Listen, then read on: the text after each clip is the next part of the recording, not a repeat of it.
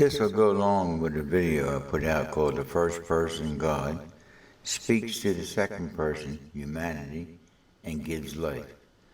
It's what James called the engrafted word. I'll put a link to that video in the comment area or the description area. And listen to that video. And go there and you'll see a comment that I put there. I try to get people to read the comments in the comment area. A lot of times it takes just a video. I get more additions to it and I put it in the comment area. Here's a comment I put in that comment area. To what our Father has shared to me, a vessel only, tells us to listen for the voice of our Father through the individual that we're listening to. They might be unaware of Him speaking to them.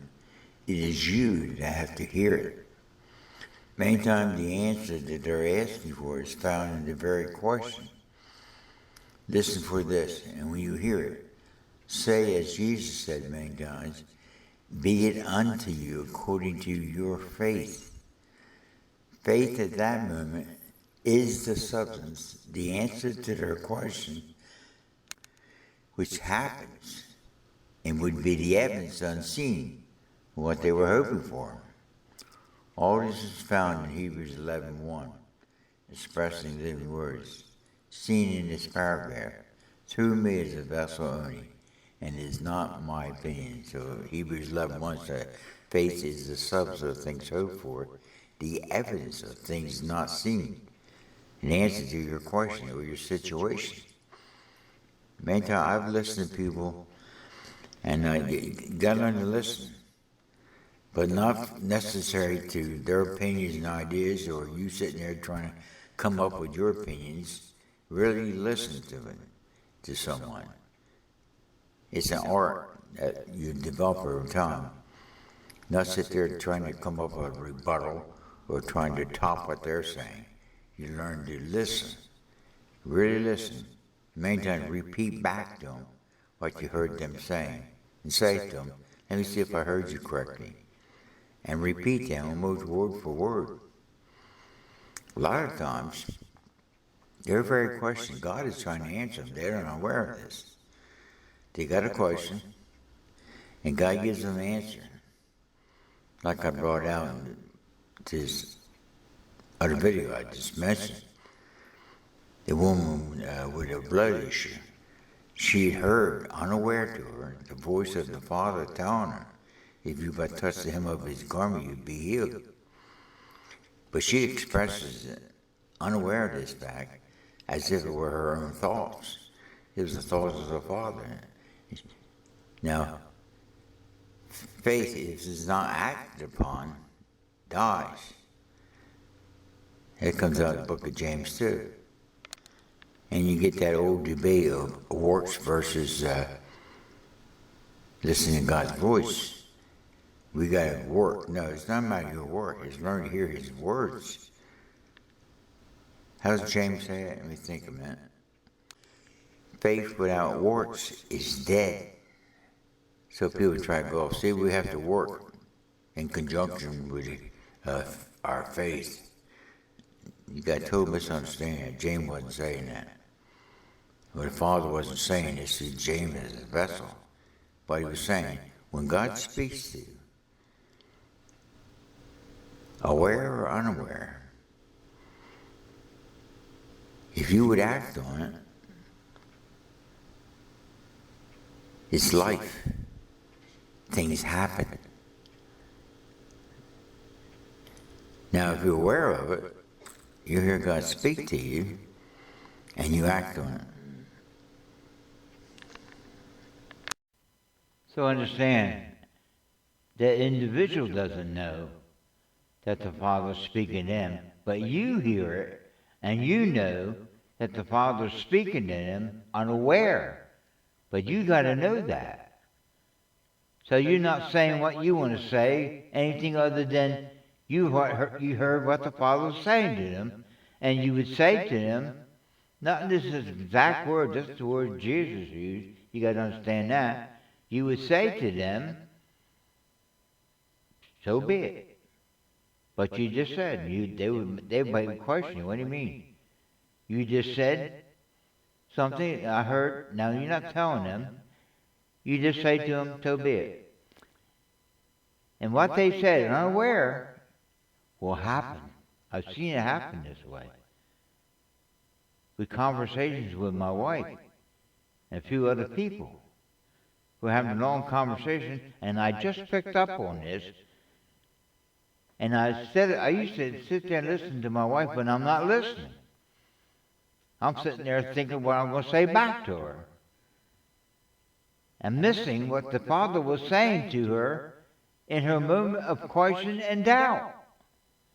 God was giving her the answer. He didn't need me. He already gave it to her, because she understands that the mind of Christ is in her. We've been together for 47 years. So by now she knows what I'm talking about. But sometimes she has her moments of doubt, so do I. And I just picked up on this lately. I never saw this before. That God has given answers to my wife, and she's not aware of it sometimes at that moment. She has a question, she comes up with some stuff, and I'm really listening now. God says to me, don't say nothing. What else tell me? Shut up. Listen. Really listen to your wife. She's accused me of that before. You don't listen. Well, most men don't listen to their wives. That's our fault. Listen. There are sometimes you don't want to listen to some people, because they're getting nothing from God. That's a different old story. But I know if the Father has talked to my wife before, she has said some things unaware. I'll be sitting there having a question in my mind, and she comes off the cuff, says something to me, and it's the answer to my question. And she's looking at me like, what's the matter? I says, you just answered my question. She said, well, how did I do that? Because I wasn't listening to my Father. I had that clogged down mind from my questions and doubts of certain things. And God, to my wife, gives me an answer, and I heard it. The voice of my Father to my wife. Remember Balaam, the story of Balaam? Now I'm not liking my wife to a donkey. Balaam wouldn't listen to God. Kept challenging God when he was told not to curse the people of Israel, because this heathen king was trying to get him to go off and curse the Israelites. And he kept saying, well, I'll see if God will let me do that. 3 or 4 times he does that. Finally, God says, you're not listening to me, Balaam. Okay, go ahead. That'd be like your kid. You keep warning him, don't touch the stove, don't touch the stove. So one day you say to him, go ahead and touch it. And they're stupid enough to touch it, and they get burnt. Well, you told me to touch it. Well, you keep just too stupid not to listen to me the first and third, fourth time here. Told you don't touch the stove. Now you know. You experienced it. So Balaam packed up his donkey, and he's heading to go curse the children of Israel. And there's the angel of death standing in his path. And the donkey keeps trying to... The donkey has enough extrasensory perception that we don't have. He could see this angel, where Balaam couldn't see it. After several times of him still trying to go forward, the donkey finally pins him up against the wall so he can't get around him. Balaam's getting mad at the donkey, starts beating the donkey. And now catch this. Now the donkey doesn't have a larynx, so he can't speak. But God speaks to that donkey, to Balaam. Did he hear a donkey speak? No, a donkey don't speak. It's the voice of the Father. He had to use a donkey. Now, there's sometimes I don't listen, and God will use some of the strangest people. I'm not calling my wife a donkey, so don't go off say he's calling his wife a donkey. No, she hears from God. There's from time to time. She gives me a lot of answers. That I'm too stubborn at sometimes to see some things. And I gotta learn to listen to her. Now, if you had a wife that's rebellious and didn't know God, and didn't care for this, you may not want to listen to her. But my wife knows the Lord. She may not be in it like I am, but there's sometimes where I can get cocky, thinking I know it all, and God will use her to straighten me out, keep me straight. So it's learning to hear God's voice to others. Understand that? He prepared to talk to you, but sometimes, for whatever reason, you're stubborn in that moment, and you're not listening. So, like I can just say, now back up to what we're trying to get at this point in this video. When if you listen to people, you ever do that? Someone's talking to them, and you're thinking of a rebuttal. You're thinking about what are you going to say to them. You got some Bible verse in your head. You're not listening to them. In order for you to really listen to them, you got to quote back what you heard them say. If you quote back what they were saying, you'll hear in that quote the voice of your Father through them unaware. There's nothing more you got to do. You say, you got your answer. They'll say, what do you mean? What you just said, and repeat it to them. That wasn't your thoughts. That was the thoughts of your Father through you. And God's telling you, and give them what the question was and what the answer was. They asked a question, and God gave them an answer, and you could hear it where they couldn't. I've seen this occur several times. When I put out a video in the comment area, someone would type it out. Made it easier for me to hear, because they can't speak to me. They would type it out, the question concerning something in my video, and they would type in maybe a whole paragraph. When you get done, if you listen to their question, they type the answer that the Father's given to them unaware. I read their question, and I read their answer in their paragraph. So I type back to them, you don't need my answer, the Father just answered you. And they would say, when?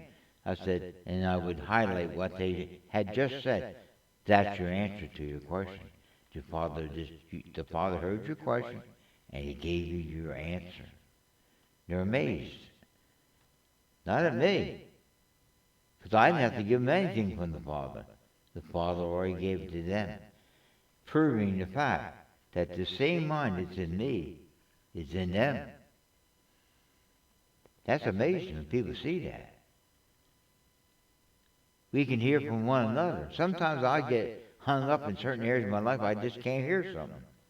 But God will use some of the strangest people.